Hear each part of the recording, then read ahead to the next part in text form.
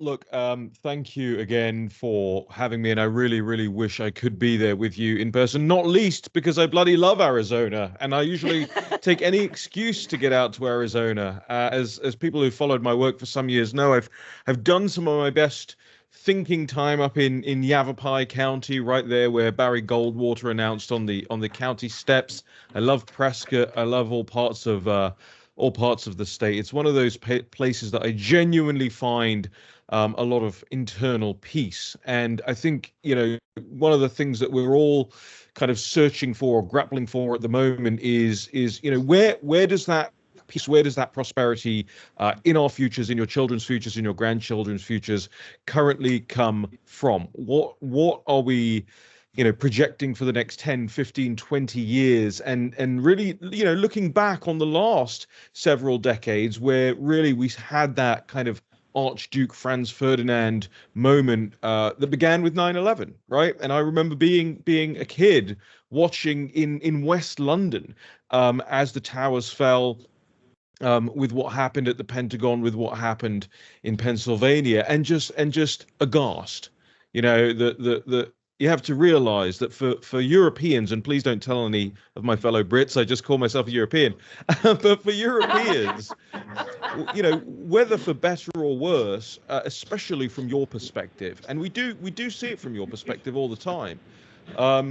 Europe became reliant on America as a defense mechanism, right, as an umbrella, and for everything that America has done to protect the Western world over the last several decades, I think it's been just terribly thrown back in their faces, always taken for granted, and of course, that would necessarily culminate in Americans kind of taking another look at their, the role in the world and what they get for it. And against that backdrop, World War III, and all these different things that, we're watching. The reason I can't be with you is because I literally have to be here at my desk pretty much all day, every day, studying every single source, trying to figure out what's real, what isn't, what to put up on the site, what to communicate with you guys. We take our jobs at the National Pulse very, very seriously. We don't want anybody out there to be misinformed in the slightest, quite frankly. And you know how the scrutiny is even higher on us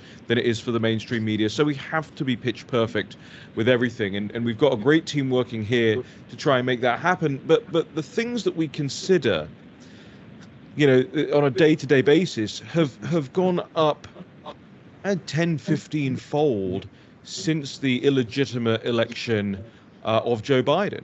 And frankly, anything that flows from that illegitimate election is illegitimate in and of itself. And so, Kamala Harris is not just a dunderhead, right? She's not just a psychopath. She's not just, Willie Brown's ex-lover. She is an illegitimate part of the apparatus that is now seeking once again to continue to sell this country, this civilization, down the river. And look, it's not. You're from Arizona. I don't need to teach you guys anything about rhinos. I know you know it all too well.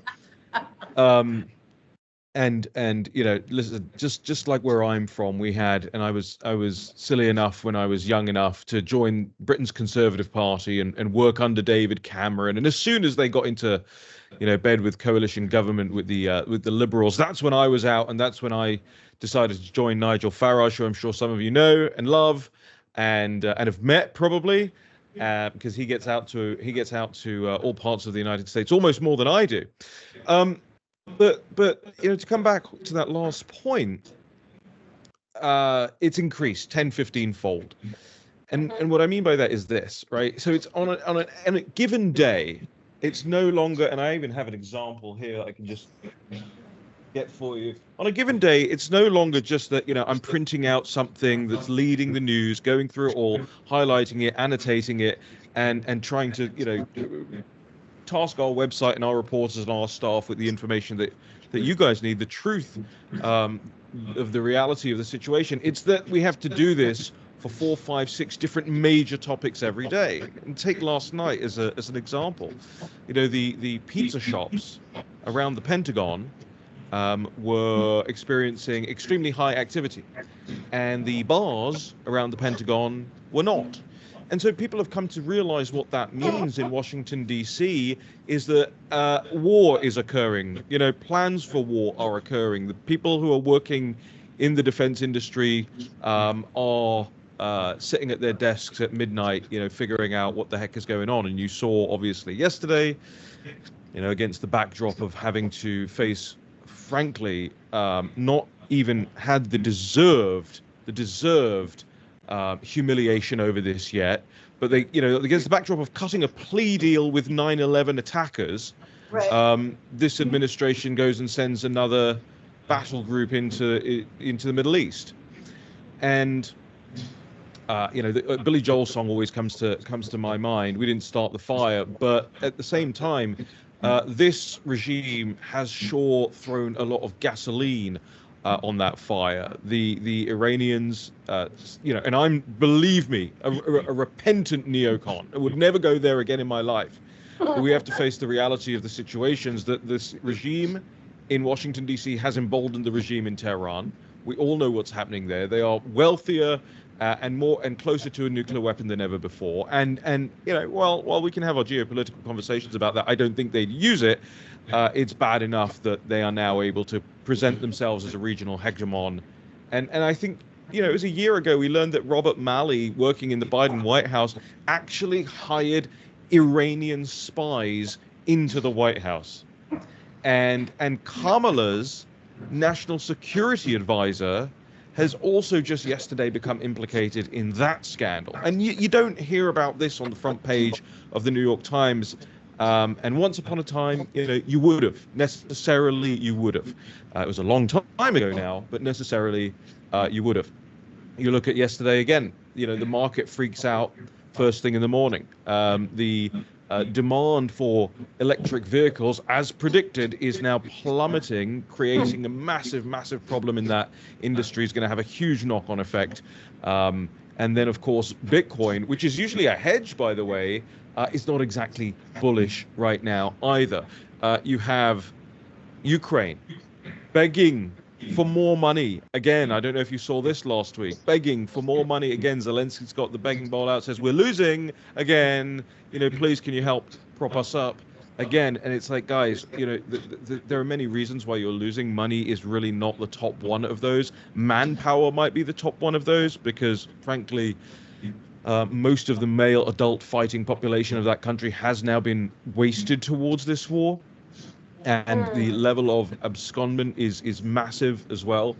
And this was a war of, I'm afraid, the European Union and NATO's creation. And I know we're not allowed to say it, but I was there in the Maidan Square in Kiev when it all took place. I saw it as a reporter firsthand because I didn't trust what the media was telling me about it. And I went over there, quite Russo-skeptic, quite determined that surely, these Western-looking Ukrainians were the ones on our side. And what I saw on the ground was a very, very, very different picture. Neo-Nazi brigades, the former communist brigades, EU money sloshing around to launch Victoria Nuland's coup for her and upset what has been typically a relatively quiet part of the world for a while now, and it no longer is. It is, probably the first or second noisiest part of the world. In England, where I'm from, there are now currently today, and I encourage you, if you've got time, either later on this weekend, whatever, maybe early next week, go onto Rumble, go onto YouTube, and just type that in. I mean, really, just type in, England running street battles, and you will see, the white working class populations of former manufacturing towns that were destroyed by globalist economics and China-friendly trade and manufacturing policies are now in running street battles against the mass Muslim populations that are in the enclaves in so many British cities now. And this started as a result of a knife attack that happened in Southport a couple of days ago. But really, these tensions, these altercations, this has been bubbling up underneath the surface for, decades probably now at this point, but really over the last decade in a major way. And not to sound not to sound incredibly black-pilled about it all, but it is a deeply, deeply heinous situation that we find ourselves in, and it would be fine if you could look to the administration of the day and you could look to the apparatus and the bureaucracy of this and go, well, at least I know they've got our best interests at heart. You know, even if they're prone to a few mistakes, I just know those are red-blooded Americans in there representing my best interest. And you know, probably the worst part of it in all of this is, just like in Britain, we cannot say that those people sitting in Whitehall and Westminster have the interests of the British people at heart. It's almost knowing on a daily basis, and I do speak for all of you when I say this, by the way. I insist that I speak for all of you when I say this, by the way. But that is almost the worst part of it. It's this horrible situation. Sorry, I've got a fly in here. It's this horrible situation. It's the one from Mike Pence on the debate that time. It's still knocking around. See how it won't land on me, though. That was the tell. We should have listened to the fly, guys, okay? The fly knew.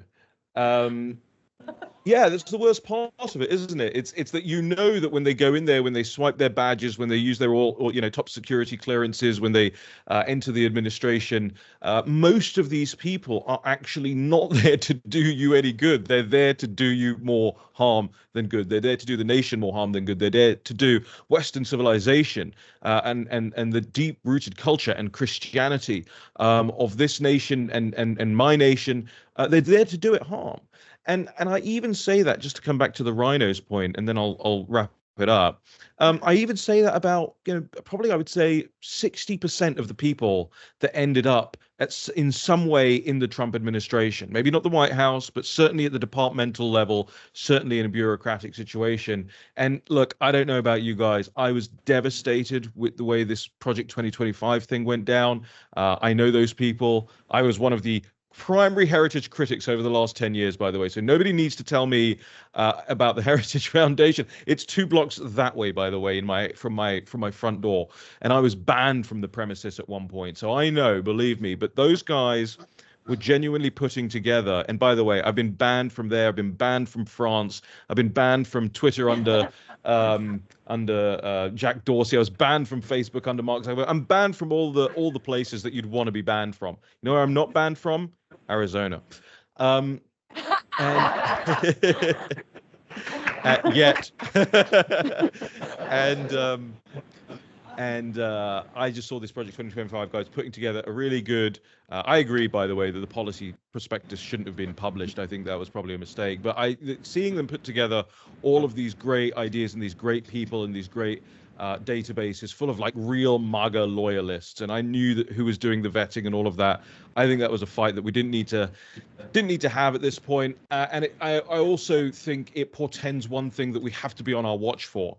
You know, in 2016, this was about the time when my friend and yours, Stephen K. Bannon, took over the Trump campaign in 2016. And the reason for it was this: you know, you do typically need a different team to get you from the primary than to get you through the general. That's not a slight on anybody. It's just it's an Adam Smith argument, right? It's a specialization argument. And at this point, I think it's fair to say, especially given what has happened in the last several weeks, from the assassination attempt on the life of the 45th president of the United States, and much more to come out on that, by the way, to the replacement of, you know, the illegitimarati, you know, with the other illegitimarati, it's time, I think, for the campaign to no, not necessarily change its leadership, but certainly add more voices into the mix, start to mix it up a little bit, start to look at different tactics, different strategies, because it is going to take different things. There are now different paths than there were when the candidate was Joe Biden. There are definitely things, you know, that can be done now, day one. But I know that, you know, ladies and gentlemen, that there are definitely things that should have been done 6 months ago, a year ago, 2 years ago, 20 years ago, et cetera, et cetera. So, you know, on that slightly depressing tone, but with the undergirding of fight, fight, fight, and action, action, action. I like how these men like to repeat things 3 times. I'm going to start doing that with everything. I'm going to start doing that with everything. I'm going to start doing that with everything. You know, I know I don't need to encourage a room full of, quite frankly, people who I know eat tacks for breakfast and nails for breakfast and fight the good fight every single day. But the impetus here is, I mean, it's all on us, right? It's everything is on us. Everything is on you at this point. You cannot trust a machine, an apparatus, certainly an RNC. You know that. No matter who's leading it, the apparatus is still there. 70% of the people who were there under Ronald McDaniel are still there. So you have to take it upon yourselves. You have to get involved more. You have to get more people involved with you. And I'm just so grateful for this group, for all of you being there. And again, I wish I could be there with you, but I will leave you with fight, fight, fight.